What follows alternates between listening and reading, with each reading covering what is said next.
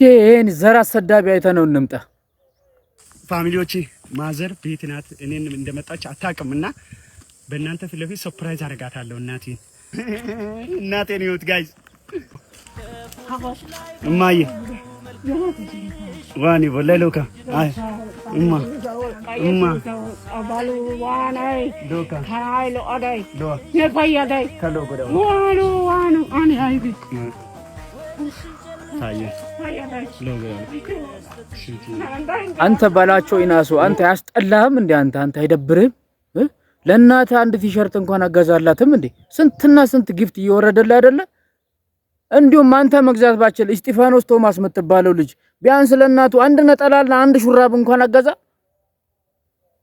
ምንድነው ደግሞ እኛ ላይ ድራማ ትሰራለህ እንዴ? እናቴ መምጣቷን አታውቅም ምናምን። ኧረ በእግዚአብሔር ስም ይሄ ምን አይነት የሆነ ዘራ አሰዳቢ ነው? ጁዋና ማንተ ይሄ አንተ ፋራ ነገርና እንደዚህ የሚለብስ ገጠር ውስጥ ማንም የለም። በዚህ ሰዓት በሰለጠነ ዘመን አሮጌ ልብስ እንደዚህ በቃ የተሰፋፋ ምናምን እንዴ! አንተ ያ ሁሉም ይወርድልህ ጊፍት አንድ ቲሸርት እንኳን አንድ የሆነ ነገር አንድ ነጠላ እንኳን ለእናት አይገዛልህም እንዴ? ሲያስጠላ።